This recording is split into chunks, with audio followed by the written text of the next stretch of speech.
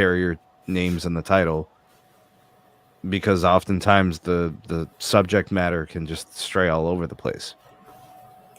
But today I think we got a theme, and it's a theme I want to discuss because I do feel like it's important. And a lot of people are always asking,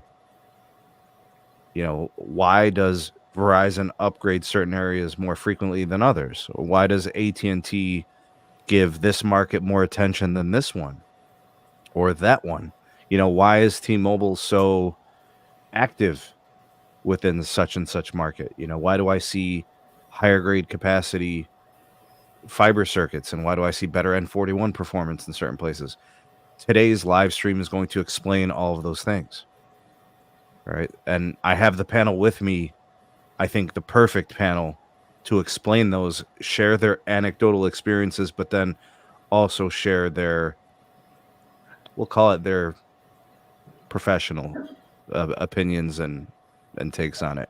And as someone who's been following network builds for several years now, I think I have a pretty good handle on what the carriers are doing. I've spoken to people within the industry, and I got a good idea of what the carriers think about and consider when they make network spending decisions, where they do the upgrades, where they give the most attention to, and so on. All right, so in terms of kind of like where we start here, there's some generalizations we can make, but then I think there's also some carrier specific items that can be discussed. So I want to start first with just some generalizations, and then we can get into specific carrier items. All right, so I'm just going to put something up here on the screen for you guys, so when you come into the live stream, you know exactly, what we're discussing. Okay, so when it comes to network upgrades, there's probably 10 or 20 different things that a carrier considers when they budget for network upgrades. Network upgrades are required all over the country. I'm not saying that certain ones deserve it and other ones don't. I'm saying certain ones deserve it more frequently because it commands it. What commands we're talking about are dynamic, and there's so many different factors. So let me start with EMTech. In your market, and you don't have to name which market it is, but in the markets that you've tested, that you've used your devices, what do you see seems to be factors in considerations for where these carriers do the most for the networks when it comes to upgrades? Factors as to like how fast they're upgrading or like where they're upgrading. Well, that's kind of what I mean. So Okay. there's a particular market, you notice that it seems to kind of sort of be neglected. Are there reasons for that? Or you see the market as getting a lot of attention. A lot of macros have been upgraded. They're building CRAN. We're seeing 10 gig fiber circuits. So whether it's a lot or a little, or it's like right down the line, what do you think are those factors that go into making those decisions? Because really it's about budget, but what dictates the budget is what I'm saying. So I mean, I think that all three of the carriers are really emphasizing areas that are seeing development. So different smaller towns outside of the major metros that are seeing a lot of population shift, from the city to the suburbs or from suburbs a little bit further out. That's where the carriers are typically making a lot of moves right now that the urban core's done. Um, they need to address the capacity needs of these areas that are seeing booms in population, right? Um, and they're going to places and towns and municipalities that are more friendly towards permitting that make it easier to build. Um, Big problem in a lot of cities, a lot of small towns is those local municipalities have a ton of control. And well, we talked about it on the last podcast about that one city in like New Jersey or whatever. They can just put a hard stop, red line an entire project just because they said so. And the carriers are going to want to spend the money where it can be used effectively, right? Um, so at least in my experience, anecdotal, whatever, the towns and cities that are willing to work with the carriers are the cities and towns that are seeing the most improvements. So that was definitely a factor that I had written down in my notes. I literally wrote down, do the municipalities play nicely? Right? Are they going to approve and process permits in an expeditious manner? if Verizon, say for example, puts in a permit application and they don't get a response for several weeks, whether it's approved or it needs to be modified, just a response, which is something that by law those municipalities have to do within a certain amount of time. There's a time frame for that, right? It's all been kind of put together by the FCC. But when the municipalities play nicely, meaning they, accept the permits, process them, and approve them, the carriers have a much easier time upgrading. And I'm not just talking about macro cells, right, EM? We see that small cells seem to have a more trouble than even the macro upgrades. I mean, you could even go down to go down another level, burying fiber. Yeah. All of that is either permitted through your city or your town, or you have to work with a utility company if you're running aerial plant. If you don't own the poles, there's a lot of like different groups that are involved in getting the construction process moving. And if one of those groups doesn't want to play ball, it can stonewall an entire project. Yeah. So another factor that you mentioned was like population growth. I thought about suburban kind of sprawl and the development of new segments of town. Like you think about like new neighborhoods being built. I thought about that because the carriers want to have coverage there, right? They want to have the ability to serve those customers. And I think now with mobile internet networks also being double purposed for home broadband with fixed wireless, like 5G home internet, I think they have more reason to get involved and play within those arenas. So I think some other factors: is the population going to demand it? Is it a growing population? Is it a growing community? I think those are factors. I think just what is the current population? A carrier is not going to come into a town that has 5,000 folks and build, three macros and three small cells, right? They're going to try to hit that town with maybe one or two macros as best as they can, try to really centralize that tower site so that the sectors hit their reach. And they might go with, instead of the standard three sector setup, they might split the cell with a fourth or something, just to make sure they try to reach as much as possible. But what do you think about affluence? What do you think about socioeconomics and earning potential? Do you think that impacts carriers at all? I think if anything, it negatively impacts the carriers. To be honest with you, um, the NIMBYs, the NIMBYs are Yeah. the ones with the money, and they're the ones that are sitting on the city councils. They're the ones that are going to push back on stuff. But they're the ones that complain about cell coverage. It's very hypocritical, but you're 100% right. You know, um, and that's not the case everywhere. I'm just to make sure that that's on the record. I'm not saying that every affluent area Right. is playing Well, bad we with the do see that. carriers. That is common. That is not unusual. That's very common. No, yeah, and it's more. It just so happens that it's more likely to be an affluent area that's going to have a problem because they don't like the look of the infrastructure. Or it ruins the views or whatever. But then they're going to be the ones that complain when they can't use their cell phones or whatever. But they wanna Um, live stream the views and post images to their Instagram, yeah, yeah, I think right? what it boils down to is that in a lot of those areas, they just need to get younger folks on their administrative boards or their legislative boards at the town city level that can provide some realistic input to those conversations. But I don't want to get too sidetracked on that. Alright, let me get B in here. B, talk to me a little bit about market share. How much does that play into a carrier's focus or emphasis in which they, upgrade macros, build CRAN, densify networks? I'm sure it plays a huge role. I would imagine it does. I mean, at the end of the day, you're as a carrier trying to stay ahead of consumer growth and consumer usage. So because of that, you're probably building in places where you have the largest, shares uh, of market share. So I mean, that makes sense. Um, that's definitely something I'm sure carriers would look at. Let's get a little granular with this. Alright, so do you think population growth, growing communities, do you think that's more impactful than, say, current market share? Like, do the carriers say, okay, well, we've got 22% market share in this place, but the community is growing. There's a younger population coming in that is going to be highly employed, lots of university action, new MDUs and apartments and condos, like all that development stuff. Do you think that becomes a place where they might emphasize where they build or densify? Um, More than likely so. You want to try to take care of both, ideally. If you had to choose, though, you're probably gonna, I would imagine, probably want to take care of the existing customer base first. And then of course the growth comes after that. But it really depends on what the return on investment's going to be. Um, it's hard to say, Sneed, to be honest.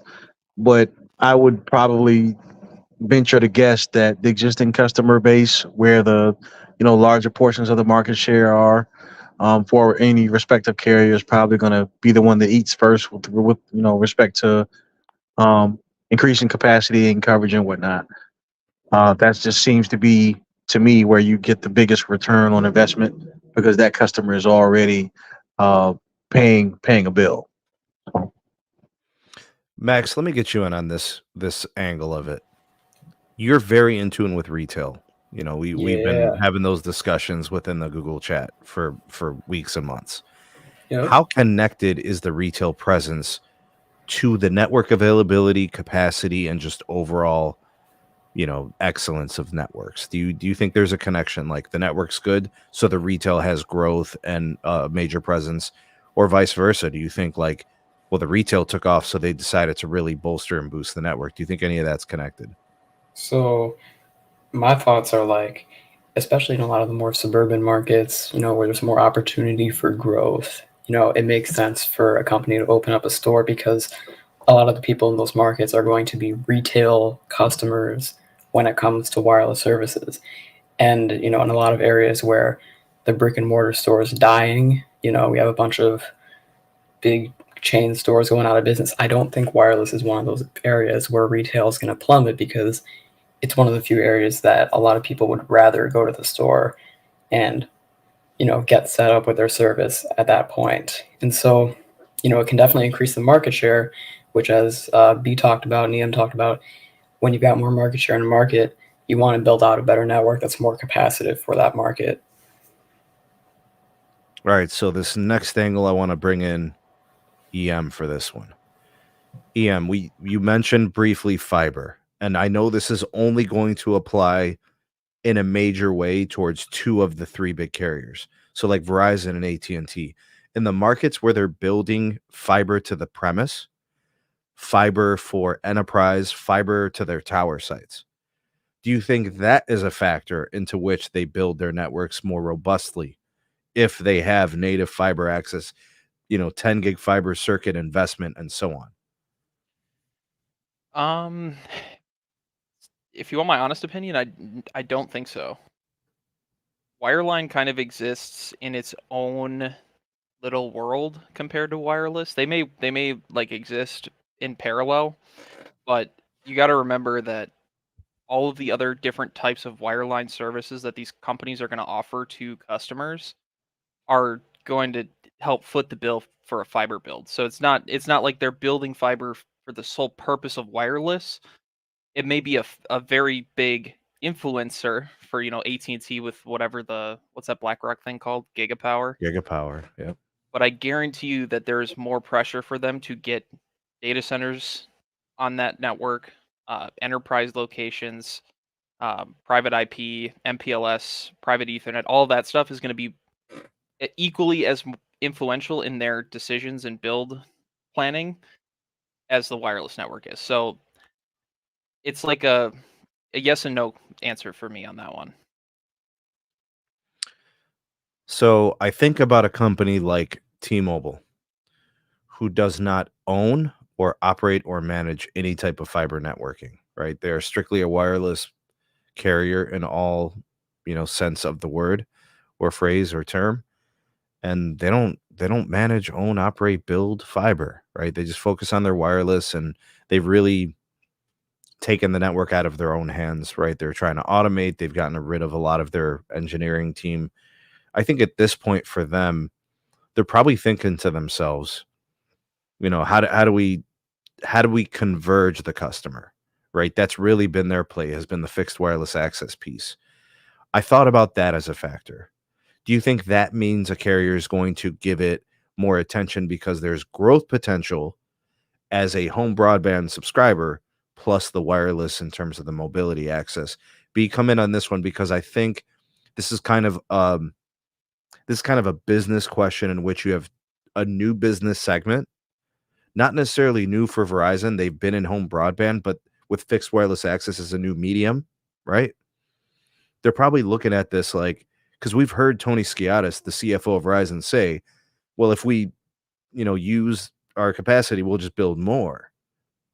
And then T-Mobile, obviously, as they've built out their 5G network, they've created a lot of capacity. They want to monetize, right? They might be doing a little bit different than Verizon, but I still think the two companies, and now with AT&T as well, I still think fixed wireless access has a place within where do we upgrade the network and where do we pay attention to this capacity? Yeah, absolutely. That's definitely going to go into any build plan. I'm sure that Verizon or any of the carriers are going to be devising for any particular year.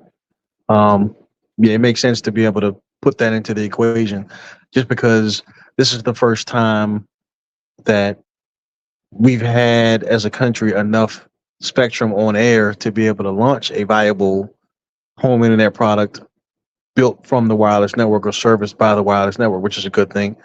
But because of that, now there's going to be an increased emphasis on making sure that networks are capacitive and that there's enough available to be able to service people well enough in order to be able to keep them happy. So absolutely, it's going to be a part of the the build plan process, and hopefully we get some good movement with the FCC to make sure that there's enough in the pipeline with respect to spectrum to be able to service the customer need. 'Cause that's going to really be important going forward. I would say the business strategy um, of Verizon's is really solid.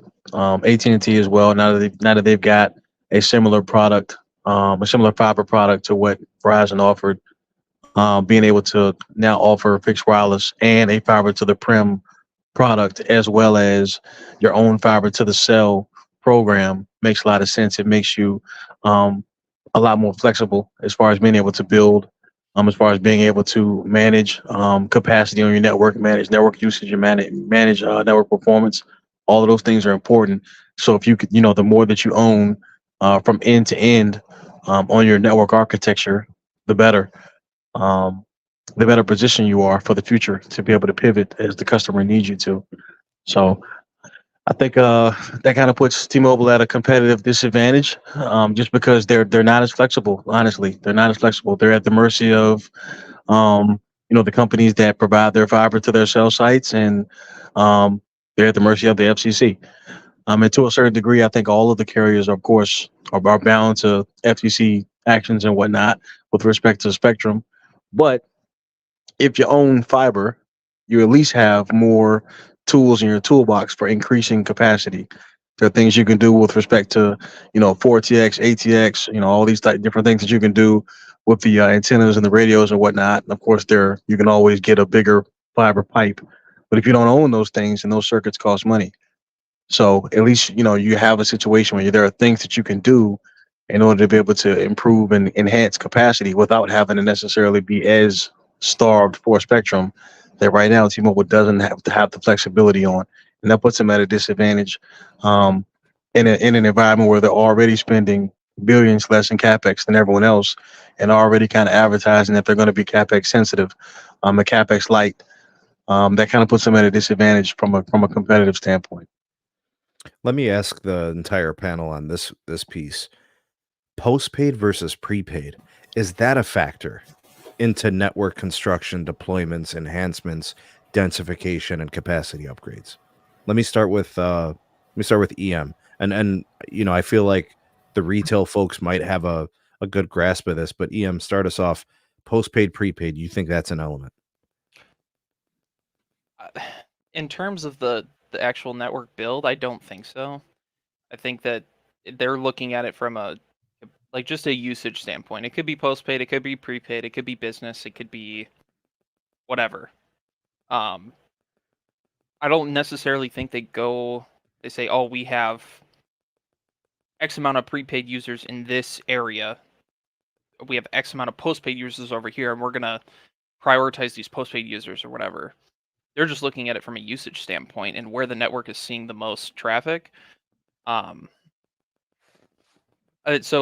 I don't think so. Maybe the guys have a different opinion on that, but I think it's very far in the back of their minds, to be honest. Max, do you sense anything between postpaid, prepaid influencing network performance or upgrades within markets you've been familiar with? So there's definitely like a major gap in terms of revenue and profit that a carrier will make when selling postpaid versus prepaid service. And actually, Sneed, I sent a link in the private chat to a post from Jeff Moore. And if you want to go ahead and pull that up. In an ideal world for the carriers, everyone's using their most expensive postpaid service. Obviously, that's going to, lock the customers into contracts more often. That's going to keep them generating that revenue that they can keep using to build out the networks. And oftentimes, at least in the carrier's eyes, the postpaid customer might have a little bit more, sense for like, do they want how good is the network performance overall? So what this is basically now this is a sign at a Metro store advertising moving to T-Mobile's postpaid service. So again, shout out to Jeff for posting that. That's literally at a Metro store telling people to move to regular T-Mobile postpaid.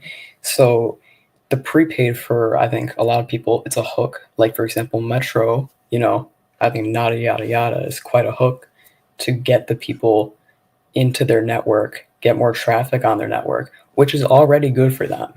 But then to really capitalize on that customer, they'd ideally want you to be using their most expensive services that may be less flexible, giving you less freedom. That's why they want you on the postpaid services. They want that control over you. And once they have that control over you, they're making more money and they're using that to upgrade the network. What I've always found interesting, and you guys are more than welcome to correct me if I'm wrong, I've noticed that the prepaid user, the user base, like on a per customer basis, typically use more data than the postpaid subscriber. Like if I take the average postpaid subscriber data usage, it comes in around 15 to 20 gigs a month, right? A majority of folks aren't using more than that. I'm going to just Right. leave the power user out of this. But like a lot of prepaid customers are power users. We saw a huge number of Boost Mobile customers leave Boost because the network experience changed kind of like right in the middle of everything, right? They went from using an unlimited experience to basically like a 30 or 35 gig soft cap, which Yeah. became almost unbearable after a certain threshold. Those customers were sensitive to that. Postpaid customers aren't even approaching 35 gigs of usage. They're like half of that or less. So I find it interesting that you have this phenomena in which the power user is actually the prepaid user. On a per gig basis, they pay less per gig for data because they're paying typically a lower cost for their access and they're using more of the network. So I find that interesting that that's where a bulk of the heavy usage is getting soaked up with respect to capacity. And I'll be back to get your thoughts on this, EM. But real quick, our super chat here from longtime member and supporter and friend of the show, S Blue Tech. Thank you for the super chat. He said, carrier who claim to make fixed wireless a priority has to densify. That's one thing I noticed here in the Bay Area. They need to densify across neighborhoods, especially near condos and apartments, speaking to the MDUs, where the usage is very high, just generally in networks. Throw in fixed wireless where they're really targeting the fixed wireless piece, right? Because they don't have to worry about the red tape. They don't have to worry about the deals that the MDUs have with the wireline operators like Spectrum and Comcast and AT&T and so on, right? They can penetrate that flawlessly. They just put a gateway in the window, right? And they have a solution. Big shout out to S Blue Tech. Thank you. EM, can you maybe offer your thoughts and opinions on maybe postpaid, prepaid, or B, if you got anything for me there? I'm gonna be honest. I'm kind of indifferent on it. I don't know. Uh, I So don't have you're much to basically add. saying that you don't think there's something there in terms of a connection. I don't know. Okay. B. Well, it makes sense to me that prepaid customers are using more. I mean, you sell more dollar menu cheeseburgers than you would, the number four or number whatever. That mean because it's cheaper. Right. So generally, people don't. They aren't as mindful of usage and what they're consuming when stuff is cheap. That's just human nature. So, You know what I always thought it um, was, B? I always thought it was the fact that typically on the lower end of the socioeconomics, they don't have home internet wireline as a priority for their connectivity. It's mostly mobile data. well, that used to be true, but it's not anymore. Um, you got the ACP program, which has been out for about 3 years now, if I'm not mistaken. And of course, building is going on like crazy for fiber to the prim and now fixed wireless access. So that was an issue pre-pandemic. Now it's not. So have we seen a decrease in usage on the prepaid side? I can't answer that question. I haven't looked at the data, but I would say the answer is probably no. That's kind of one of the reasons why I personally have always believed it doesn't make much sense to provide the same user experience to a prepaid customer as you would postpaid. It makes no sense at all from a business standpoint, and also, from a network management standpoint. You got customers that are using, to your point, more data than people who are postpaid, yet paying less. That can't possibly be a sustainable business model, which is why I've also said, eventually the cost of prepaid service is going to increase, as it should, because postpaid is going up. So why wouldn't prepaid?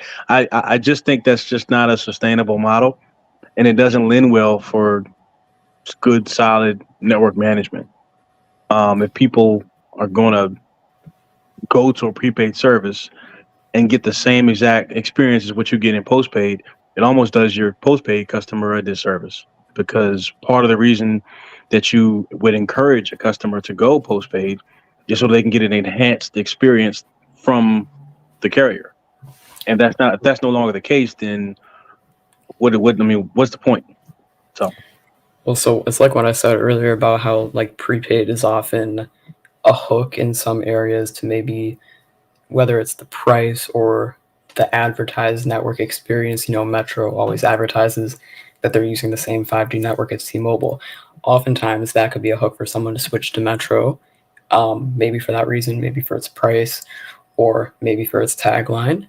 And then they get on there, and then as we just saw, slowly but surely, they want you to kind of get more into their network, at which point they're very blatantly, literally telling people switch from Metro to T-Mobile. And that's not even the first time we saw that. Metro customers have been getting texts saying, switch from Metro to T-Mobile, get this, this, and this. And then we just saw that sign in the Metro store. So prepaid could be a hook for a lot of people. But for the people that are sticking with it, I think it makes sense that they're going to use more. They want the prepaid customer who's trying to get more value for their money, get more for what they're paying, they're going to use it more, get more utilization out of what they're paying for as well. All right, let's switch this angle a little bit, right? So we covered some of the original factors of like market share, growth potential, retail, postpaid, prepaid, permitting. Like we covered a lot of that stuff. I want to look at the technical aspects of networking. Let's talk like congestion, right? Like with respect to network builds, what happens at a carrier? Like what goes on into their thought process when it's time to upgrade a tower site or add additional tower sites? So, you're going to have to permit, you're going to have to apply, submit permits for upgrades or, densification, adding more sites. If you're trying to, densify so you can alleviate congestion, there really is no better way to deal with congestion by simply adding sites. And by doing that, you get some of the users on the network on, the older site that's existed that hopefully has been upgraded. And then on the new site that's built and constructed, those sectors will take some of the usage as well. I also thought about coverage, carriers addressing coverage gaps. There's not a single carrier in this country that offers more than 55% coverage of the geographical space here. And I'm talking about AT&T and Verizon, namely, with that percentage. T-Mobile's is much lower at like 35%. But like, I think about the redundancy, I think about the overlapping, I think about how that impacts reliability, especially for a carrier like Verizon, who really drives home the point in their marketing that they are and have been historically the most reliable network. And I think part of that has to do with the fact they have had really awesome redundancy in their key root metrics markets, right? And I think outside of the root metrics markets, they're more traditional in their tower build, right? Where it's use the low band to really stretch the signal. You got the mid band to provide the capacity as far as you can stretch it, and those types of things. But they really shine in the redundancy piece in metro areas, root metric areas specifically. How much do you guys think carriers pay attention to, like with respect to congestion? How responsive are they to a congested cell site? If you've ever seen a congested tower site, how long did it take for that to receive an upgrade or get some help with a booster site nearby? Start it off for me, EM Tech. I mean, to be honest with you, I don't notice a lot of areas that are like extremely congested anymore. Um, the areas that are still a point of contention for all of the carriers is rural and just ubiquitous coverage overall. But I've seen all three make some pretty good moves to cover those areas that need the help, whether it's via new macros or upgrades or modernizations, whatever it is. Um, they're all doing a really good job, to be honest with you. Some better than others. Obviously, it's going to depend on where their money's being spent. Um, but I think the carriers are very, very in tune to where the network struggles. Let's be honest. Like especially, you know, Verizon and AT&T have their reputations on the line when it comes to their reliability factor, both for first responders and for businesses. I think T-Mobile's the only company that really doesn't have to worry about that reputation. They have something to prove. Um, but nonetheless, I think all three of them are doing a fantastic job right now in terms of addressing those areas that have capacity concerns, uh, as well as coverage concerns. I would like to see T-Mobile build a little bit more in my market, but from what I've heard, that's the wheels are already in motion there. So Let me switch up to B. B, what do you think? What do you think the state of coverage is right now in the country? You've got T-Mobile, Verizon, AT&T.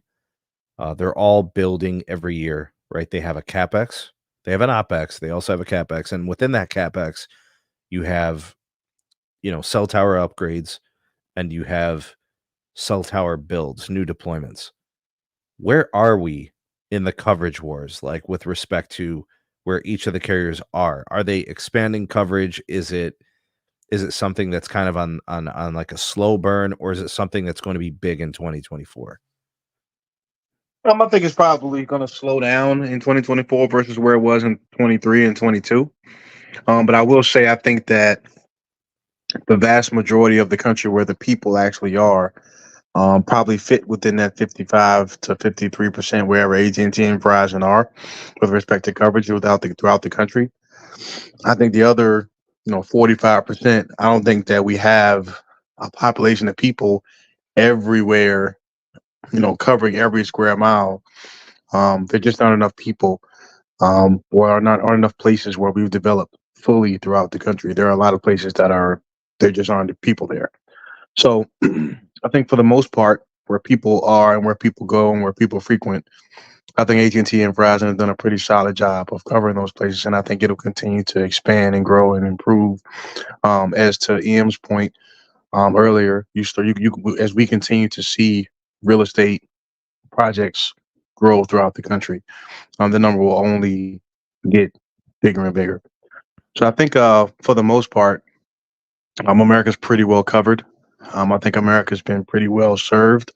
Again, to EM's point, by all three carriers collectively. And I think there's no better example of that, or no better way to articulate that point than to just point to the pandemic. When you compare the performance of the American networks, three MNOs, when you compare them with their contemporaries throughout the world. Um, AT&T, Verizon, T-Mobile, to their credit, did a really good job of being there for America and covering it pretty well versus other countries. Um, so I think we're in pretty good shape. I just hope that our government can keep up and continue to equip the carriers with the requisite spectrum that they need to continue that great service. All right, let's open this up. This next kind of segment to the networking piece to the panel. I want you guys to brainstorm. Each of you come up with 2 locations or scenarios where networks struggle. It might be a coverage issue. It might be more of a capacity issue, right? So, or just reliability performance. Think of a couple of situations or scenarios where the networks could use some love, could use some attention, some spending and focus from the carriers. So I'll get us started first. I think one of the things, I'll just name one and then you guys can kind of give me your ideas. I think one situation or scenario where networks are pushed to their limits are concert venues. I named that one because you can have anywhere between 5,000 folks to 70,000 folks. Taylor Swift can fill up an NFL stadium without any trouble. I'm pretty sure she could fill up a college stadium which seats 100,000 people. She could fill that up no problem, right? There are some, stars that can literally draw that amount of people. And I mean, we could discuss what the solutions are to that type of congestion, and it may or may not be possible to really properly network that. That's going to be a challenge, but some carriers are attacking that. So I thought of the concert venue, and depending on the city, the concert venue might be indoors, it might be outdoors. The concert venues might be operational for 6 months, they might be operational for 12, right? When I think of like Vegas, for example, that is a 24 hours a day, 7 days a week, 365 days operation in Vegas. I think of New York City the same way. These are cities that have enormous amounts of visitors, travelers, folks that are going to really hit these venues pretty hard with usage. So I don't know, Max, maybe you think about your market specifically, or you could think outside of it Yeah, too. What yeah. are those types of situations or scenarios where networks are really taxed and pushed to their limits? So there are a lot of places, especially, just as an example, Door County here in Wisconsin and that whole area. It's a place where a lot of people go to visit. It's a very nice place. There's a lot to do there, and there's just a lot of people going there. Cell coverage and service and performance overall there is very, very poor. And it's difficult because the carriers can't necessarily justify putting up all the towers there first off, and most of it they physically can't. They just physically can't put towers there, but even where they could, it's really difficult. And it's really difficult to justify because not many people live there. People just visit there. They don't have retail presence there usually. I think like AT&T has a store maybe in Sturgeon Bay, and that's it. But it's like, not much presence overall in that market. Not many people live there, so again, it's not justified. But it's all the people that visit there, and then they're trying to use up their phones, right? Share all the stuff that they see, take pictures, live stream the nice view of the water, and they're just they're just out of luck because the network can't keep up. And it's like these situations where you have an area where not much people live, but a lot of people visit, and they're trying to utilize the very limited, very poor cellular networking out in those areas, and it just kind of crumbles. Yeah, Liam, let me for get some you in here. context, Door County is a very seasonal area, so Yes. it's basically desolate for, I would say, 7 to 9 months out of the year, and then you have just a very large influx of people going up to their summer homes or cabins or Yes. whatever. Yes. And when you're up there in the summer, it's not a good time. No, it is not. For any carrier, and I want to put that out there. Every carrier really struggles up there. There's not a lot of fiber infrastructure because it's a rather large area to cover, but nobody's willing to pay for that. So, um, at least my take on it, I think that the areas like you mentioned, Sneed, concert venues, stadiums, high foot traffic areas that see a lot of users at a given time are probably the areas that need the most focus, especially from T-Mobile. Airports in particular. Um, T-Mobile's notoriously horrible in airports. Every single airport I've been to in the last 12 months, they've been really, really rough. Um, and I know a lot of people can attest to that. So I would like to see in 2024 and beyond these areas that are seeing modernizations to their IT infrastructure. Let's get some neutral host DAS systems in, so that the carriers can easily deploy without having to spend a ridiculous amount of money in these airports. Yeah, get their frequencies onto those systems, right? Yeah, yeah, Yeah. and I'm a huge proponent of neutral host systems, right? Like it it simplifies the process for the carriers and it benefits everyone. By the way, there's two ways to do neutral host. Like, there's licensed spectrum you could put onto radios. There's unlicensed options too, like millimeter wave, mid band. It all exists. Yeah, yeah, I think that the carriers would want to keep it more in the licensed department. It allows them to better uh, control the experience, make it better for their customers on their network. Well, I thought about like band 46. I thought about, millimeter wave and the really high frequencies. Like that stuff is, I mean, it's there, and getting the hardware on the DAS, those are options. It is, yeah. I think millimeter wave is probably the only exception right now because I mean, from what I've seen, millimeter wave still requires a lot of physical hardware that's kind of proprietary, right? Like you go to venues, you see the Ericsson nodes everywhere or whatever. Right. It's not like a multi-purpose antenna that can be used for your 1 to 3 to 6 gigahertz frequencies. It's got to be special equipment still. So, um, NeutralHost will help with like C-band DAS, N41 DAS, which I think for right now is probably good enough.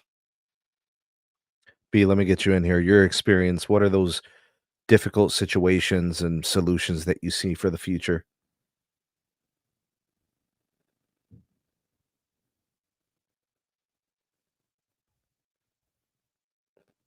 Still got B?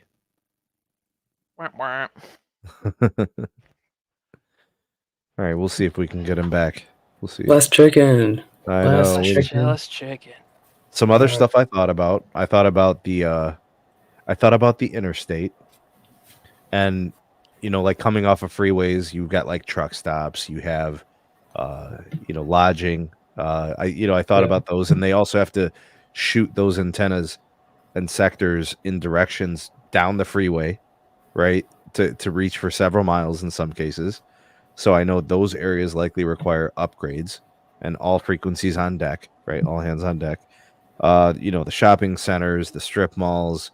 I think, we spoke about indoor DAS, but also outdoor DAS. I think those are options for how you solve those. The apartments, the MDUs, I think CRAN, right? With the entire, like, with the small cell, leveraging that on utility poles that are close to the consumer in terms of dwellings.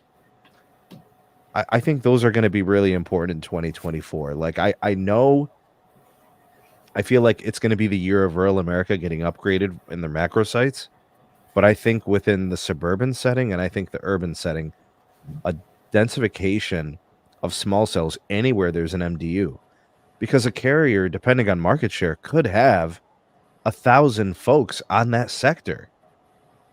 Like, I think to myself, like a New York apartment, or I think to myself, New York condos or a New York office building.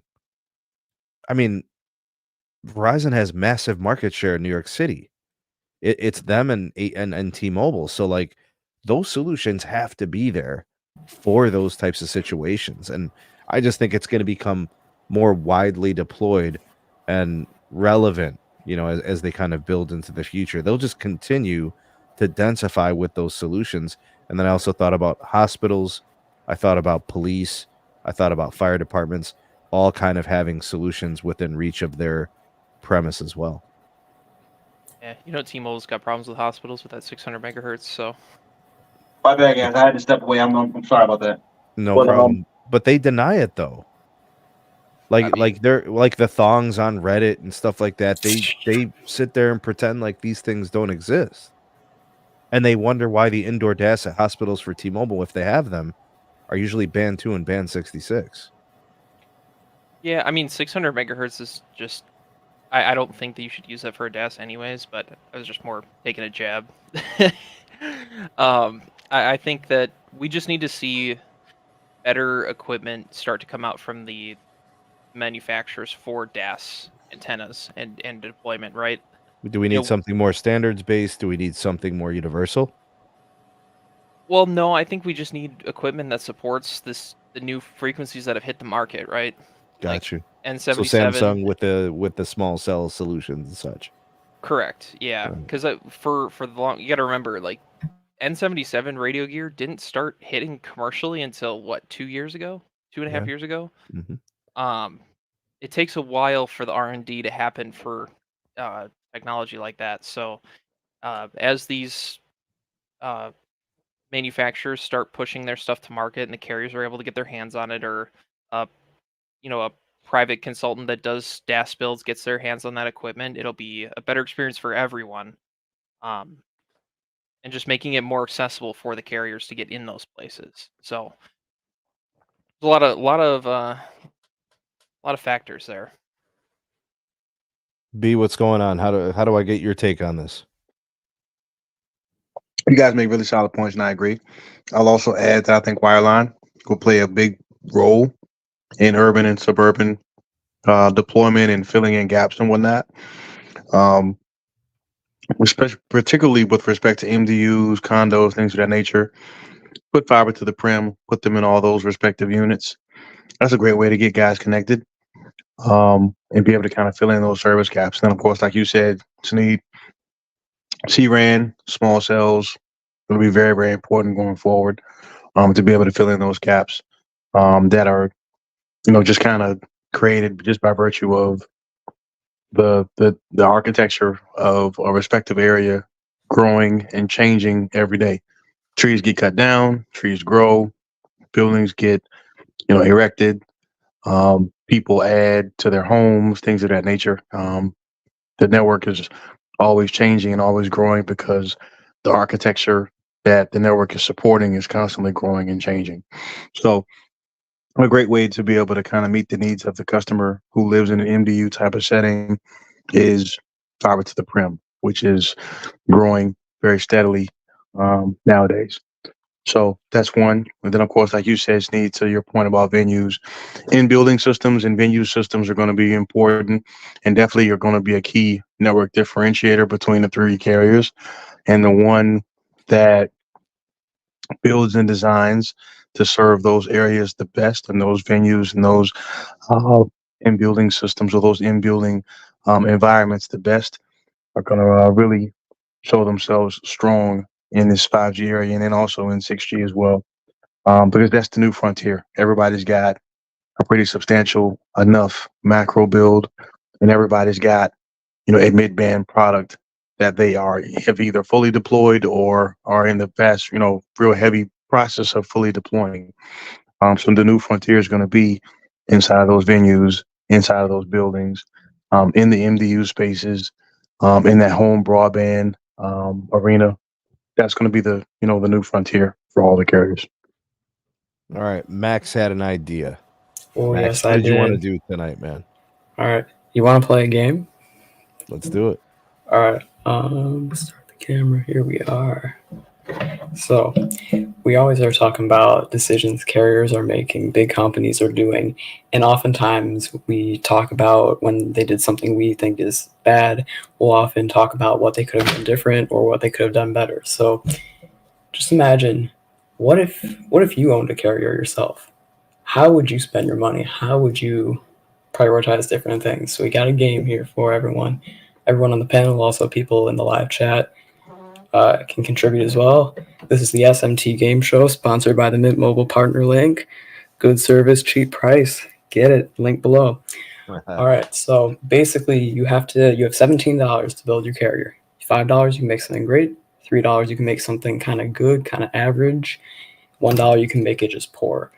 So you get your spectrum, you get your build out for that network, you get your plans, your deals, your pricing, customer support, marketing, retail, and just the general like corporate operations of the company. So you got a bunch of areas. You have to spend something in all of them. So how would you spend your money? We'll have Sneed go first. All right, man. So, wow. I don't even really get much time to think about it, huh? All right. Well, I'm going to try my best. All right. Yeah. I'm going to go ahead and spend. I'm going to spend in general operations. I'm going to spend $5. Okay. I am not willing to jeopardize or compromise a well-run company. That is the foundation of success. Yeah. So that means sure. like CEO, CFO, all the way down to Yep. senior leadership, all the way down junior leadership, and so on. Okay. Yep. That's executives. That's your office space. That's all your stuff basically in the Yeah. operations realm. Right. So the next thing I'm gonna do is let's see here. What do you mean by build out and spectrum? Like spectrum means spectrum licenses, right? Yep. Build out is Okay. actually building the towers and the Okay. equipment. Okay. All right. We're gonna go $3 on spectrum. I want to spend $5, but I have to budget this. You do. Yep. So I'm gonna go $5 on build out. Okay. All right. So I've really dug my feet in on running the company well and offering a good network. And now you got to give $1 to every other category. And all I have left, so I spent $13. I have a $17 budget. Yeah. So I'm in trouble. Yeah, you got to give $1 to plans, deals, pricing, customer support. So I'm going to give you a chance to rearrange your budget if you want. Okay, so what I'm going to do is I'm going to change the build out to $3. Okay. I have to. Yep. I have to. And what I'm going to do is I'm going to do right off the rip. Customer support is getting $1. Okay. Retail is getting $1. Okay. And now currently my budget is at what, $13? Yep. Okay. I'm putting $3 to marketing and $1 on plans, deals, and pricing. Okay. So, all right, let's see how this turns out for you. So we got Sneed Cellular. That's your company. So Spectrum build out, that right there is your network. You got a decent, okay network. Now, for getting the customers, for the customer attraction, that's marketing and retail. You're overall doing pretty poorly. You're not getting people onto the network, right? Average marketing, almost no retail, little to no retail. The company is being managed okay because you put all that money into general operations. But again, you're not getting customers because plans, deals, pricing, really bad. And then, of course, you're not retaining them because customer support's at 1. All right, you didn't give me a $2 option, so a lot of those would have gotten 2s. Like for example, marketing would have stayed a 3, but retail would have got a 2. Plans and pricing would have got a 2 if I could, and then I probably would have taken from general operations. Yeah. All right. Who wants to go next? All right. Go US Cellular time, baby. Okay. All right. Alrighty, so my network getting $3 towards spectrum, $5 towards build out. All right, that is US Cellular. $1 towards pricing and plans. Okay. $1 towards customer support. Oh wow, we're going Dish. All right.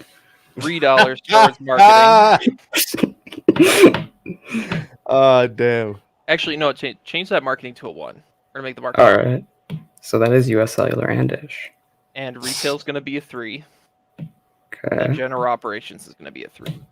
All right, let's have that up. Make sure we got 7. For 10, preference, yeah, you got it. Build out is going to also include maintenance and all Yeah. the other stuff. Yep, the engineers and all that. So you got overall, you got a pretty good network. So this is EM. What do you want your carrier to be called? EM Mobile. EM Mobile. For B, I was going to do B Mobile. More chicken. Less chicken. All right, no, we're going to call it Chicken Mobile then. All right, but EM Mobile. So you got good network. You got a pretty good network. Attracting the customer, you went the opposite to what Sneed did. So we're putting very little into marketing, but we got a solid retail presence, or a decent retail presence. So you're getting some of the retail customers through that. General operations 3, that's honestly probably what I'd pick. Plans, deals, pricing though. So you got poor marketing, poor plans, deals, and pricing. That might not resonate with the customer that you're looking to get. And then customer support's at a 1, so the customers you do have might not be the most loyal to the brand. Okay. As long as I have a strong, dedicated retail presence, I'll make sure that my sales representatives are trained and up to the task. Yeah. They will be the workforce that carries. Well, you'd have to give retail. You'd have to give retail a 5 to get all that. You only gave it okay average. Well, it's okay. It's 3. All right. 3 out of 5 is going to put it above an average. That's above average, right? Because it's out of 5, right? Average would be 2.5. Sure. All right, we can go with that. All right. Word of mouth marketing is very, very, very influential. So. Yeah. So anything you would change about this? Nope. All right. B, you're up. Spectrum is a 4. Yeah, you got to do 1, 3, or 5, buddy. I can't do $4, bro. I would have been playing that game too, bro. It's my $17. I don't care.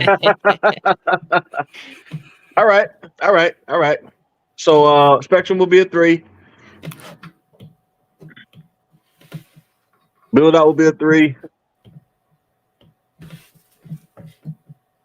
General operations will be a 3. Yeah. Let's see here. Marketing will be a 2.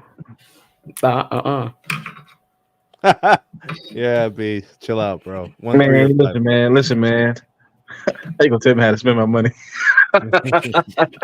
Bro, you're trying to choose something that doesn't exist. Yeah, you're right. All right. You know what you're trying to do? You're trying to take a 70-yard field goal and get 4 points. That's what you're trying to do. I mean, it's $17. I mean, your math's got to be mathing. Your math's got to be mathing. Yeah, come on, math, bro. I'm only at 9, so if I gave 2, it'll be 11. But I mean, it's fine. All right, so let's see here.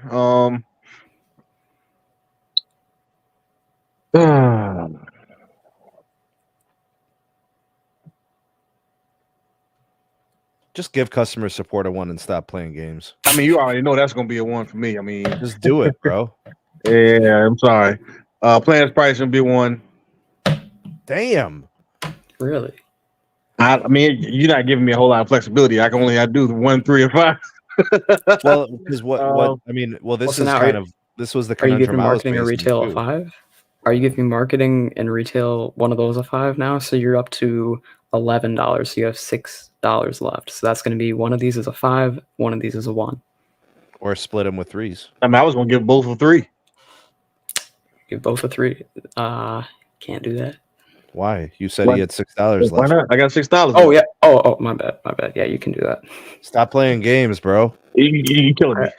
I have a brain. It's 842. It's cool, but yeah, I want to give those 2 a 3. Okay. I'm not giving anything a 5, unfortunately, because my plan was to go with the 4s, but I'm not going to be able to do that. So there we go. That's my carrier. So this is less chicken mobile. Okay, fine. You get less chicken. Look at the marketing, bro. It's getting more than the deals and the pricing. Right. So network again is average, decent. That seems to be a common theme that we've got here. Marketing and retail, that's acquiring the customers at the beginning. So we're putting that into customer acquisition. So again, that's average. Okay. So your network and your customer acquisition, you're doing okay.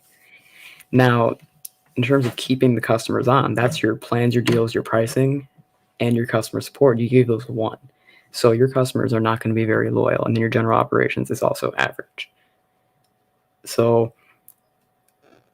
I think you're doing better than what did you choose, Sneed? What did you give a 1 for? Well, I really emphasize general operations because I truly believe that a company falls apart and rots from within.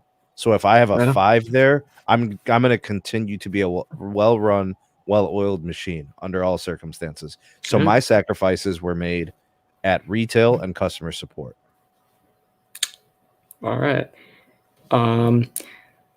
So, and anyone watching this, by the way, is also welcome to give their opinions.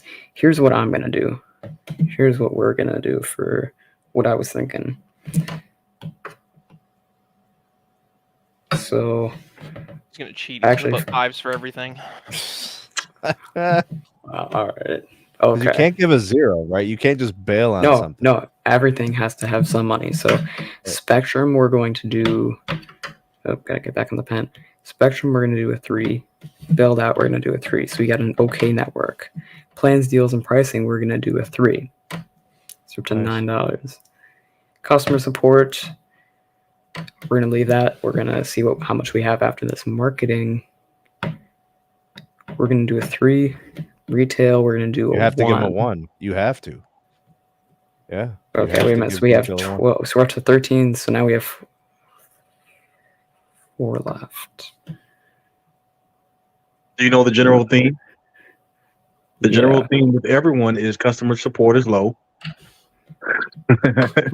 which is something that is ironic to me, because everyone used to talk about how Verizon's customer support was so low, but when we build our own carrier, what are we emphasizing? Not customer support.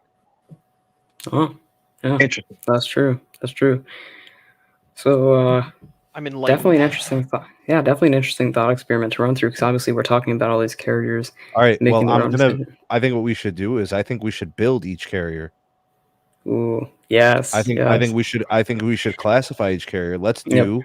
Yep. Let's do AT&T. Let's do AT&T. All right. Just real quick. When we're doing Dish, you have to subtract $10 from your budget. Let's start with AT&T. All right, Spectrum. Okay. Spectrum. What do you guys think? Are they a $3 or a $1? Not a 5. They're not a 5. They're definitely a 3. Oh boy, only because of FirstNet. Okay. All right, build out. Can we give them a 3? Sure. But then give them a 3. Plans, deal, and pricing. What do you guys think? 1. They don't care. Come on.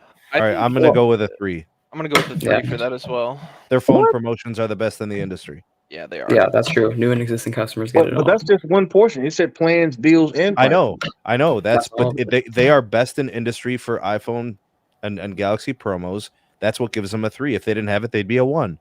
Okay, so what about plans and like pricing? So because they got great phone deals, that means they get a 3? Their pricing is fine, right? And their plans, I mean, they don't have the add-ons and the benefits. That's their weakness. But I can't give them less than a 3 when they have good pricing and discounts and they have the best promos within the industry. We really got to put $2 in there, guys. No, they don't deserve a 2. A 2 would be below average. That is not how you would exemplify them. Right. No, I agree with Sneed. I think AT&T's current plan structure and their promotions are definitely above average for the industry. Yeah. All right, we already gave customer support a 1. No more needs to be said. You guys think AT&T is a 1 for customer support? Yes. Above average. Okay. All right. Well. All right. Marketing. I give them a 1. 1. Yeah. Retail. I'm gonna. How much money do we have left? They have a lot of authorized dealers, don't they? That's like 99% of their locations. So we're up to $6 left. So we can give 2 of these a 3, or we can do whatever. We have $6 left. I've never been to an AT&T retail store, and I've been a customer with them for over 3 years. Their retail stores are fine. They're good. I mean, it's average. It's average. We'll give both. Should we do both a 3? I think their general operations are at best a 3, so definitely put a 3 there. Well, then you got $3 left, and you gotta spend it all. Yeah. Retail's a 3. Retail's a 3. Okay. So that's AT&T. So Very interesting. this is pretty close to what I chose. Did anyone else? Because I didn't do any 5s, right? Because you gotta, where I see it, you can't put all your eggs in one basket. Because to have a really strongly working company, you need multiple areas to be good, even if that means overall compromising parts of it. Sometimes being well-rounded doesn't allow you to excel at anything. Right. Well, So I don't think that like not having a 5 is the end of the world, but when you have a 5, it becomes a true strength of the company. And I don't think AT&T has that. I don't think they have a 5. I don't think an argument can be made for them to have a 5 on any of these categories. that's true. That's true. And I always thought their wireless was good, and that would be the best way I would describe them. Mhm. All right, you guys want to do T-Mobile? Yes, sir. Oh, okay. All right. B, start us off with the spectrum. 5, 3, or 1. 1. That's wrong. Try again, B. Try again. Man, you knew that was coming. You knew that was Think coming. about I all know, man. I You knew should all have that asked. N41. All right, Go ahead. so they've got a good spectrum portfolio. I would say probably 5. They're industry leading. I mean, they got more mid-band than anybody. All right, EM, do you agree or disagree? I disagree. They don't have. What's your reason? They don't have a solid mmWave portfolio, and they're gonna need it, and they don't have it. Well, I'm glad that EM said it and not me, because I was thinking 3-2, but I was just trying to go against my contemporary, what I would regularly normally say. So let me try to be nice. let me go with a 5, and I'm going to agree with B because they have a lot of bandwidth. Yeah. Right? Just generally speaking, they have a lot of bandwidth. They have like a 20 megahertz or more of N71. They have a ton of N41. There is some fragmentation issues. I think I'll give you that, EM. The millimeter wave piece is warranted. And also, I think the nature of their frequencies are kind of muddy. I think N71 is imperfect, and I think so is N41 from even just a performance standpoint. So I'll let Max be the tiebreaker, 3 or 5. We'll give it a 5. There you go. 5 it is. All right. All right. Build out. Don't agree with me, guys. $1. $1. Yes. I'd give him a 3 at least. Nope. Mm-mm. Okay, so EM says a 1. Max says a 3. B, what do you give him? I give him a 3. All right, I give him a 3 also. I mean, they did build out the mid-band spectrum faster than anybody else. Although it was with a stimulus package, they did complete their build out very, very quickly. It's really weird to hear an objective B. This is freaking nuts. Yeah, this is killing me, guys. I'm really. Can we hurry this up? All right, plan field pricing. That's a 1. $100 for a single line. Come on now. Damn, yo, he came out firing. EM, where you at with this? I agree with him. B. I mean, their plan's trash, if you ask me. Not because necessarily the price, but because of what they're giving now. They're not really doing much for the customer as far as that's concerned. So, I can't say that a 1 is bad. I'm gonna go 1. I have to agree, man. I think their old plans would have ranked them at a 3. Their new plans put them at a 1. Yeah. Mm-hmm. What are we thinking for support? They've gotten Is T4 still good? Is T4 still good? This is why you need a 2. We need a $2, man. Like, I don't know. No. This puts you in a decision. I thought that they disbanded T4, or at least laid off the majority of them. Yeah, they did. Oh, damn. So their customer care is probably trash like everybody else now. Well, we just gave. What did we give AT&T for customer support? A 1. A 1? Okay. Well, yeah, just give them a 1. All right, we'll do a 1. All right, so then we've got $7 left for the other half. Marketing is a 5. Marketing is a 5. Yes, for sure. They got people singing about home internet. Yeah. They got all types of. I refuse to give them a 5. I'll give them a 3. Oh, come on, B. They Nah, got the best marketing in the industry, and it's not even close. We're keeping a 5. We're keeping a 5. I mean, that's fine. You guys can keep it 5. I'm gonna say 3 in my mind. All right, so now we have $2 left. I think 1 and 1. Yeah, their retail is trash. General operations. Would you guys say it's a 1? I mean, yeah, they fire everybody and stuff. So yeah, they're a 1. Yeah. They lay off everybody. It's true. They also outsource the majority of their work that they need done anyways. So Yeah. I think. I also think, like, with respect to the move to try to migrate everybody, force migrate them off of their legacy plans, I think that's bullshit. That's a general operations move. Like, that came from the top. So yeah, that's stupid. Yeah, that's T-Mobile. I think we nailed it. All right, let's hit the big cinnamon, shall we? big cinnamon. Verizon. Yep. All right, Spectrum. What do you say, B?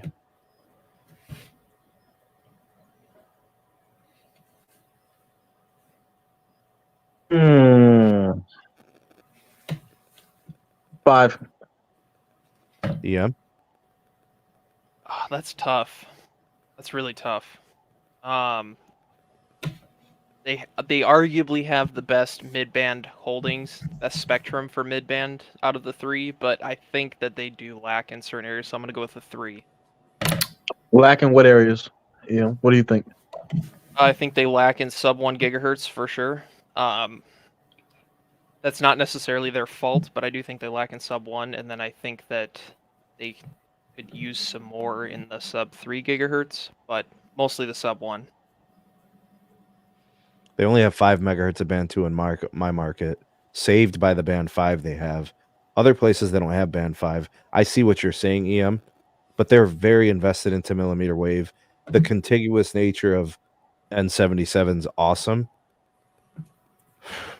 And they keep expanding the N77 around my area, and like it's going crazy now. Yeah, I mean, we're talking about yeah. we're looking backwards. We're talking about holes in their LTE spectrum portfolio, which we know is going to it's the whole thing. It's the whole thing. Yeah, we're but not what you back on guys, anything. well, what you guys talked about is band 2 and band 5. Those are LTE frequencies right now. Until they get reformed to ultra wideband, I mean, these are LTE issues. Looking forward, they've got the best mid-band portfolio in the They industry. still operate an LTE network, though. I mean, why are we moving the goalposts? That's. I'm not moving the goalposts. I'm just saying these are not issues that have not already been solved with a future solution, being all of that stuff being reformed. I'm going with a 3. But to be fair, B, I took the existing LTE portfolio into account when I gave my ratings for T-Mobile and AT&T. So same, yeah. Mm-hmm. All right, so you guys spoke about fragmented 5G. I didn't hear anybody say anything about their LTE portfolio, because the LTE portfolio was worse than Verizon's. Horrible, and we gave them a 5.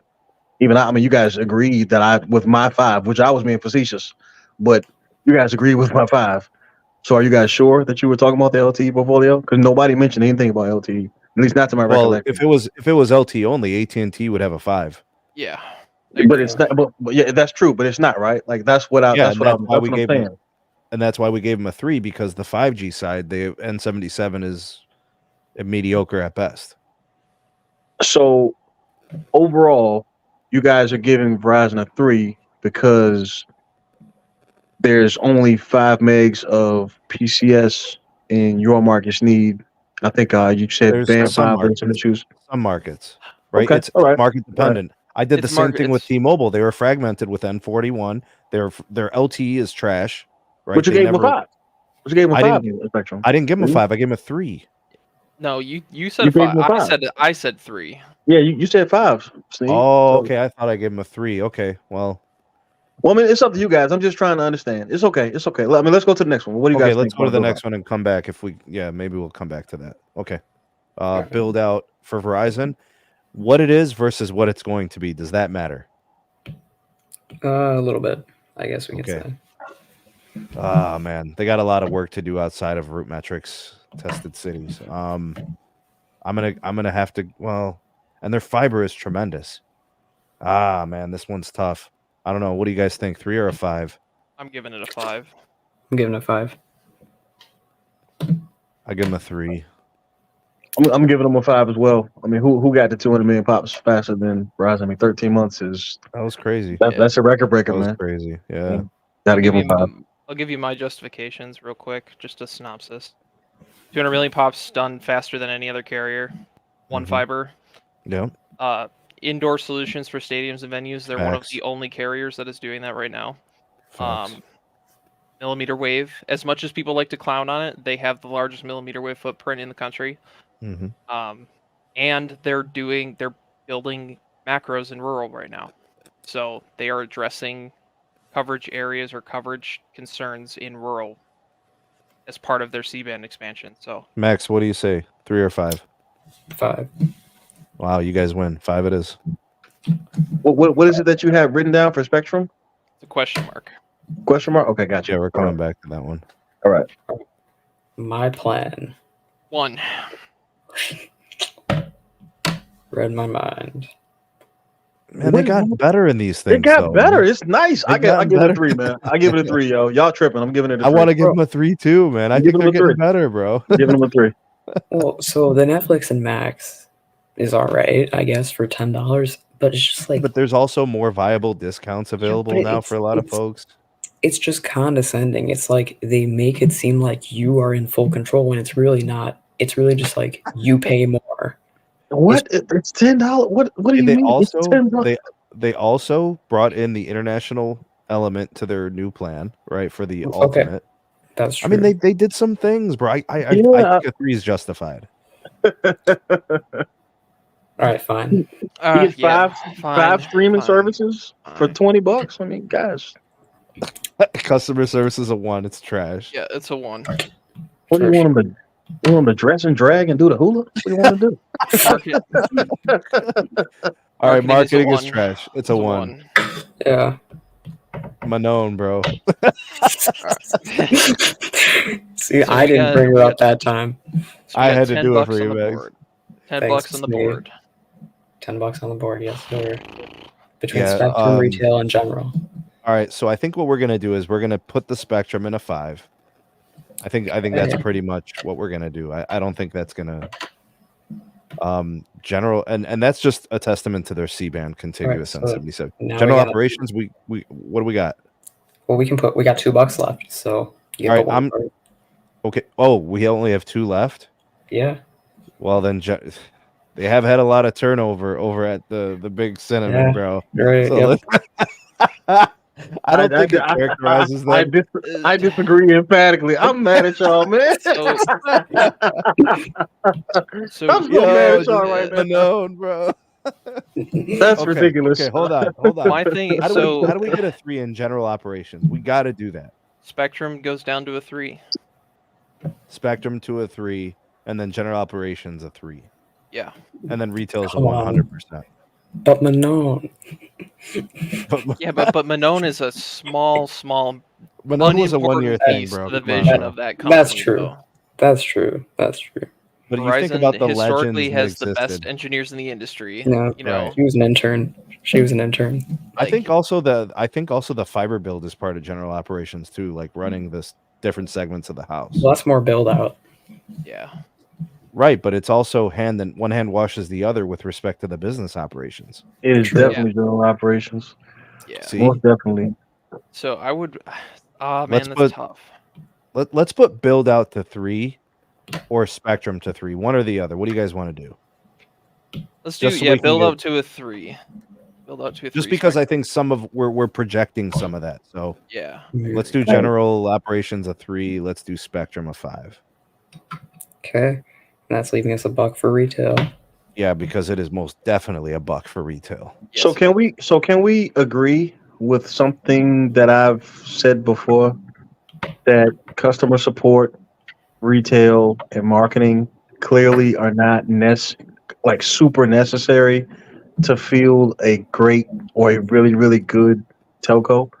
Because nobody has given customer support anything other than a 1. Retail has gotten a 1 for almost every carrier, so that's 2. Yeah, but watch this. Let's redo this for old Verizon. Let's do old Verizon. Let's do like Lowell McAdam or pre-Lowell Verizon. Watch how this changes. Just watch. I'm gonna do it. Yeah, and you guys just tell me if you agree or disagree. That's it. Just let me do it. All right. Spectrum is a 1. Build out is a 3. Well, actually, no. Build out's got to be a 5. They had the best network forever. Nobody could compete with it. 5. Plans and pricing was a 1. Customer support was either a 3 or a 5. All right, let's come back to that. Marketing was a 3. Can you hear me now? Retail was a 3. Really? Where are we at? Retail was better back then. Oh, 100%. Verizon retail was a great experience. All right, how much do I have left? You got $4. All right, so we're gonna do 3 for customer. No, we got to do 3 for general operations. And I'm gonna have to give customer support a 3, so I'm gonna have to take away 2 from what is it, the build out, I guess. I don't know where to take it from. Yeah, put a 3 there for build out, and then that was the old Verizon, I guess, if I had to use your rating system. So you're saying the network was worse back then? It's not that it was worse. It was it was worse. Their network is better today than it's ever been. But I have to give customer support more credit. Dude, problems got fixed at Verizon in a 10-minute call every time. No transfers, no nothing. Their marketing was solid when they had You Can Hear Me Now. The retail experience was phenomenal, right? You went into a store, you got treated like a king, and you didn't have to scan a QR code. I mean, general operations were fine. I heard there used to be fights within like the company, like the big wigs. I heard the CEOs and they used to fight, but they used to come up with solutions. They didn't have enough spectrum. They got spectrum starved. They never got enough at the auctions. I would love to give the build out more credit, but I can't. I have to put it to customer support because it was really good. That's the old Verizon. Way more expensive back then too. But I mean, people got what they paid for back then. Because I mean, Verizon that's the thing. You're basically telling me that the company was able to give the customer more by giving them less in other segments, and also charging more. Yes. So when the customer asked for lesser prices, they got lesser customer experience. That's what happened. If you notice, I put a 1 for the plans, deals, and pricing. Oh yeah, I mean, I saw that, but I'm just saying. But you gave a 3 in customer support, 3 in retail, so that's cool. But back then, pricing was a little crazy compared to today's standards. So I mean, people got back then what they paid for. They got the red carpet experience, and they also paid $90 for unlimited talking text on a basic phone. I have no idea what you mean by pricing because ARPUs now are the highest they've ever been. $90 for unlimited talking text on a flip phone. I never paid $90. I'm just telling you what the unlimited plan was $40. I have no idea what you're talking about. I'm just telling you what the regular price was. It was $90 for unlimited talking text. We're talking about like 10 years ago. I was paying $40. I don't know how you were paying for it, Steve. Maybe you knew somebody. I'm just telling you what the pricing was. No. It was. I got to ask the live chat. It was $89.99. It was $89.99. Fine. Whoever has had Verizon Unlimited in the last 15 years, anybody in the live chat, type a 1 if you ever paid $90 for a line of unlimited on Verizon. I just got to know. I know we only have like 72 people in the live chat, but anybody who has ever paid $90 for an unlimited data line on Verizon, just type a 1 in the live chat. If you didn't pay that, then don't type a 1. Never paid $90 for a line. Well, of course it's 90 today with the higher plans. For a flip phone, it was $90. Oh, okay. Unlimited and no discount. Yeah, you can get unlimited talking text on a flip phone now for $20. Yep, you sure can. I'm just being honest. We can find out. You can go to the Wayback Machine and look for yourself. $150 for 2 phones. And then, of course, if you want a smartphone, it's $30 added to that. I know people that are paying $90 today. That's true. I don't know people paying $90. But they're not paying $90 for unlimited talking text on a basic phone now. We got 2 ones. But they were back then when customer support was immaculate, like you said. All I'm saying is that let's make this easy. How expensive was the unlimited data iPhone plan with AT&T when the iPhone first came out? I have no idea. That's true. That's a good question. Yeah, I don't know.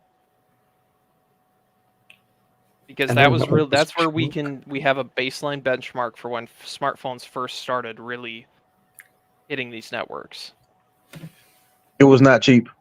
I'll say that. People complain about the pricing today when the pricing today is less than it was back then. Let's see. and you get a way better experience today. You weren't getting gigabit speeds back then. All right, so here's the press release from 2007. This is when the 2G iPhone came out. What is this? June 26, 2007. $60 a month gave you unlimited data, visual voicemail, 200 texts, rollover minutes, and unlimited mobile-to-mobile calling. And you know what happened immediately after they released that plan and it tanked their network? They started charging more money. Oh, imagine that. Did it go up to $90? I have no idea, but that's a good It didn't. baseline It for. didn't. I can tell you it did not go up to $90. That's AT&T. I'm telling you emphatically. I'm telling you it was $89.99 at Verizon for unlimited talk and text on a basic phone. $150 for 2 lines.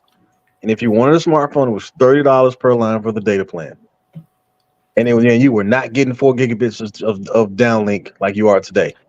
The unlimited minutes plan on the iPhone was $129.99 a month.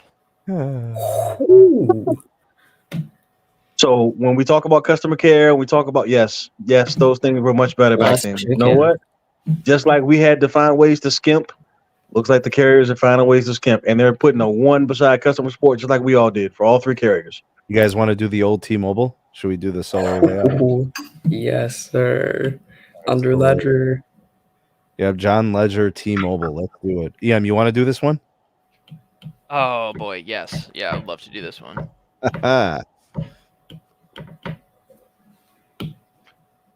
Marketing was like a 5, wasn't it? All right. Spectrum's getting a 1. Oh yeah. Oh, Tilda's yeah. getting a 1. Yeah. Customer support, we're gonna give a 5. Damn. Ooh. I think that's right. Go ahead. General operations is gonna get a 1. Retail's gonna get a 1. No, general operations does not get a 1 No, it's under getting a Was one. retail It's bad under John Ledger? That's what you're I gotta factor in the plans and the pricing though. How Because they can definitely had some of the best pricing Oh, back then. that's Okay. the old one. All right, you're not giving a 1 to general operations. You how are can not. customer support get a 5 if the network's trash? You can't support the customer with a trash network. Well, I when you agree. when you I can agree. We're issue doing- them a bajillion credits and give them free lines to stick around, That's true. But general operations is at least a 3. Was it Sure. because so you're saying it was below average, EM? Oh yeah. Then just give it a 1 if it was below average. If it was a mess there, then yeah, give it a 1. Not general operations under Ledger? Are you kidding me? I don't know. What do they operate? He was a marketing machine, but they didn't operate Okay, so put a 5 for efficient network. marketing. Put a 5 for marketing. How was the retail in those days? Slow cooker Sundays. Trash. My bad. So we got $5 Plans and left. pricing is at least a 3. It's a At 3, least and then we'll give retail and general operations a 1. This doesn't seem Okay. fair. All right. I don't know, man. I was tempted to give plans and pricing a 5. They were so cheap, and they Okay, included everything. Maybe we flip around customer support and pricing. Wait, you gave marketing a 5? Yeah, Ledger, bro. Damn. Okay. He would curse I mean, in videos on their YouTube channel. He created the T-Mobile cult that exists today. Okay. He did. Oh yeah. He did. Yeah. Okay. You know, I think So the that's a network good- was trash. The plans were the ultimate because they were so cheap. Customer care was good. Marketing was on steroids. And then retail was trash and general operations trash. Bro, it's true about the general operations, bro. He made a lot of problems with like Best Buy. Yep. He had a lot of problems with like the FCC, a lot of agencies, just Come on, bro. yeah. Come on, it was bro. a mess. He said on CNBC that he would throw potatoes in Clary's face. You guys want to do Sprint? Should we do Sprint back in the day? Yeah. You want me to quote him? You want me to quote Ledger? If I was at the Thanksgiving table with Clary, I would throw potatoes in his face. Why didn't he do it at the courtroom when they were trying to get the merger passed? Because he felt too bad Yeah, for him, being like, "We're not gonna make it." We're not going to make it. Yo, let's do Sprint. Let's do Sprint, All right. and then we'll do Dish, and then we'll wrap up the show. Oh, Dish is just a 1 for everything. We don't even need to waste our Yeah, time. we don't even need to do Dish. We can leave that. Yeah. All right, Sprint. What are we doing for Spectrum, Ian? Oh man, that's tough. They had a They lot. really didn't. They had PCS, they had band 26, and then they had fragmented band 41. But their band 26 was like mostly, it was like half it was guard band. Yeah, it's like 3 So that- megahertz. Yeah. They're built out to 1, right? Yeah, build out to 1. So Spectrum, you want to do a 3? Yeah. Plans and pricing, I say a 5. What do you think? Yeah, 5 Yes. lines for $90 and free lines everywhere. All right, let's check with B. B, do you agree with these items for Sprint? I mean, I guess I don't really care about Sprint, but I mean, I guess. All right, what are we doing for customer support? I heard it was pretty 1. bad, dude. Horrible. Yeah, it was. My family had Sprint. All right, general operations is a 1. We're not gonna make it. I know, bro. They had literally the worst CEOs of all time. Where will they do now? I guess retail would be a 3, right? Yeah. Bro, I have a Didn't Sprint they- retail story for y'all. Bro, listen, the marketing was on point, bro. They had all the best marketing. Well, so let's see what we got here. So we got Really? 10. Yeah, they think had so? good marketing. Yeah, they did. All right, so man. so we were Like, actually up to 17 here. and all This them. is 17. Wait. Oh, Yeah. we're at 17. Oh no, already? oh no, never mind. No, we're at 14. We have 3 left. So 3 for Yeah. marketing. Marketing 3 is. for marketing. I think that's Sprint right there. I think Yeah. it's They had a Yeah. really solid, because we gave every other carrier a 1 for retail, right? For the most part. Yeah. I think that Sprint had something special with their national retail partners that really, really drove traffic, but both with Best Buy and Walmart and what else? Really, those two were really big influencers for their retail footprint. So I think this is pretty accurate. Yeah. You guys want to do old AT&T? No. No. It was worse than this one. Yeah. I mean, AT&T is a pretty open and shut door. Had they not gotten FirstNet, they would be non-existent right now. So Let's do US Cellular real quick, Max. Hit it. Yeah, I got you. I got you. EM, come on, Wisconsin squad. We got to get this. Squad By the way, up. EM, there was one more Wisconsin person in the live chat, unless that was you again. Like, no, I was not. you're- He All said right. he agreed with us. He said Door County sucks. So yeah. Are they a 1 for Spectrum? yes, Are they a 3 for build out? yeah, in their Plans, price, footprint, and free? yeah, definitely. Customer care is bad. I don't know. I would give them a 3 for retail, and I would give them like a. What are we at? 5. Do we have Are they any more? really general We're operations? at 1? 15 right now. So Oh, okay. We got $2 left. I would Yeah. give retail a 3. General operations can't be worse It's than gotta a be- 3. It's a 3 for sure. All right. And then I think maybe you give customer support also a 3. All right. I have no decent. experience dealing with their customer service, but I don't really ever hear anybody complain about it. So And it's like average, I guess. So I guess this makes sense. yeah, I'd say that's pretty accurate. They do a pretty decent job in where they have a network. Their issue is more just their footprint Yeah, shrinking by the day. that's true. That's true. All right, Max, cool game, bro. That was pretty Thank solid. Good idea. Nice job with that. Everybody Thank thank you. Max for what would you call that, Max? What's the name of that game? Build your own $17 carrier. It was great, man. I had fun. That was really cool. That was good. I like that. Yeah, that was really All right, man. Yeah. Amazing. Guys, thank you for watching the show. Thanks for being a part of it. Shout out to all the members. Shout out to the patrons. Also, shout out to my panel for hanging out with me for a couple of hours. Patrons and members for supporting the content here on the channel. Big salute to you guys. I see you in the live chat. You guys are the best. Thank you for being directly contributing to the channel. For those that were engaging in the live chat, thank you as well. I got a lot of content that I got to drop. You guys seen I've been putting all types of clips from the podcast. I've got a lot of content that's like cataloged and ready to drop. Just patiently wait for it to come out. There is a ton. That's it. Anything for the good of the order, guys? No, hope everyone had a happy new year, and Cheers to a 89. great 2024. Did you go to Culver's? $89.99. Sneed. No, we're gonna live stream from Culver's. You're gonna know when I'm eating cheese curds All live right. streaming Culver's. All right, All right, yeah, Wisconsin squad. We gotta wait for it. We gotta bro. wait. Listen, $90. I would never pay $90 for Verizon service. I never have, never did, never will. There's no carrier that commands $90 for a cell phone plan. That does not exist. Well, I'm not even joking. I would walk around with a bag of quarters using payphones. T-Mobile charges 100. I mean, Verizon has a $90 plan now. Same but thing.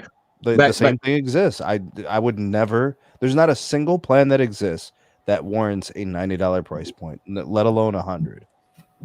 The plan Really? does not exist. You don't think you think that's too much for today? What you get for today? Mm-hmm. I know what cellular service allows me to do in my life, and yes, $90. There's not a single carrier network plan that is constructed to be warrants $90. None of them. The only way would be if something unique was being able to be done or completed with the network, and then there were like additional like perks and stuff like that. The plan just doesn't exist in 2024. Just does not. I would say the closest thing would be as if they were to take the ultimate plan from Verizon and add 2 of the things to it. So basically the Get More plan. That would be the only one. Which was $90. That's it. That one warrants $90. I always said it did, but that plan doesn't exist anymore. Now you have to pay $90, but you don't get those perks anymore. Yeah. Well, and also for $90, you could get one unlimited for iPhone. Well, I mean, when the 5G Get More was out, everybody complained about that plan. No, they didn't. Yes, they did. Yes, they did. No one complained about it. Yes, they did. Oh my God, we're not doing this tonight. Yes, I complained about it. I complained about it. Okay, so you complained about it. You complained about it. Well, hold on. There was one problem with the plan, but it's more of a Verizon problem. They don't give you 4K video streaming. That wasn't it. That wasn't it alone. That was my only complaint with that plan, and I told you that. I said this: if they added 4K, I would shut my mouth. And there were plenty of people who also complained about that plan having things included in it that they did not want. So as soon as yes, there were people in the comments when we would have those podcasts, and everybody would say, "Oh man, I'm paying for stuff I don't want. You know, paying for stuff I don't need." Max Tech Studios produced content saying how great of a plan it was. Expensive, but a great plan. Sure did. You want to watch it? Made content saying how great of a plan it was, but saying it was pricey. It is, but it came with a lot of stuff. I said the same thing. Everybody said the same thing. I'm not talking about just the content creators. I'm talking about the people who follow the show. Matter. So the people who. Let me tell you something, B, and let me give you my angle. The reason why I'm going to discount some of the folks that didn't like the plan. They would never pay $90 for anything. It wouldn't matter how much you put to it. You could have added 10 more streaming options, 100 more gigs of data, and you could have added a lunch every second Wednesday of the month. They still would have said, "I'm not paying $90 for anything." That is so true. That's 100% true. 100% true. 100%. They don't want to deal with Verizon, bro. I've already talked to you about this. It's not just Verizon. T-Mobile has a plan that's $100. And we're complaining about that too. By the way, AT&T had a plan that was $85. They won't pay. Those same people won't pay. They won't pay for T-Mobile's $90 plan. They won't pay for AT&T. They won't. It doesn't matter what's on it. They're not paying. No, they're out here using free trials for other carriers. Exactly. At the end of the day, they are the loudest voices when it comes to criticizing these plans. And that's why I said what I said. People complain about Mobile's $90 and $100 plans. And that's why I said what I said. People did complain about them. I'm not just talking about the content creators. I'm talking about the people who actually made their voices heard. But if a customer is not, if a customer is going to or a person is going to complain, but they have zero intention of even considering purchasing it, it doesn't matter. But I mean, we can't quantify that. We can't say everybody who complained about that plan wasn't going to pay for it, and not unless they said that. They didn't say that.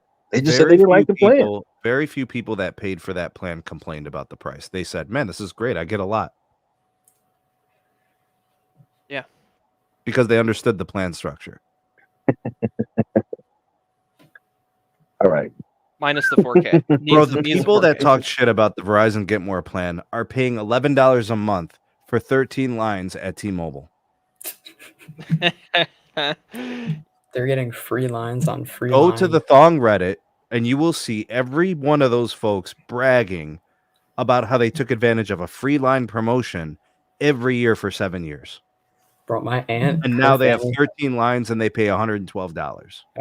my aunt, her family's got like 4 lines. 2 of them are free, and it's on like some legacy Sprint plan from like the 2000s or something. And she just will Bro, not what do go you think anywhere people are else. pissed about the merger? Their Sprint lines were $5. Exactly. Who was pissed about the merger? We all wanted a home internet option competitor. We all wanted a better network. We really did get those things, but those folks were pissed that they were losing their $5 kickstart. Or their free kickstart. Free kickstart. And then Tyrone makes a video saying, "Oh, they gained 400,000 subscribers. They're making a comeback." Yo, they actually ran the kickstart promo in like 5 different variations. There was a $35 kickstart, there was a 25, there was a 15, there was a 5, and there was a free. Where will they do now? It's freaking nuts, dude. The kickstart plans. You remember the kickstart plans? I sold a lot of them. Yo, could you imagine if we had phones with eSIMs when the kickstart plan existed? Oh man, My it would have gosh. been. I would have been slinging those like No, hotcakes, bro, dude. Yeah. well, actually, so the iPhone XS came out in 2018, and like I think that the Kickstarter was going through in like 2019, and those all had eSIM. Yeah, but Sprint But did nobody support wanted the eSIM. Sprint network, bro. So like today's version with a kickstart would have been crazy. Oh, that's true. That's true. I would get 20 of those. Yeah. Yo, straight Man. up, bro. I remember having a conversation with Lawrence, man, from Hawaii, bro. And he's like, "Yeah, man, I got like 7 lines, I got 2 watches, I got phones. My T-Mobile bill is like $108." I'm like, "What?" If I could get like 10 lines for like $4, I would complain about Verizon's $90 plan. Bro, I had friends that had phones and lines sitting in drawers. They were T-Mobile. They're like, "I don't know what to do with this shit." Trying to read this comment. You know why I'm happy about the downgrade? Because my phone doesn't get hot watching streams because I pay $0 a month for unlimited data plus hotspot and 30 gigs. What? So he Sounds like downgraded from a S22 Ultra to a 2021 Moto G stylus. He's on the SafeLink Lifeline ACP. All right, guys. Oh, Stream is whatever. done. We out this piece. Peace. Peace. Yeah.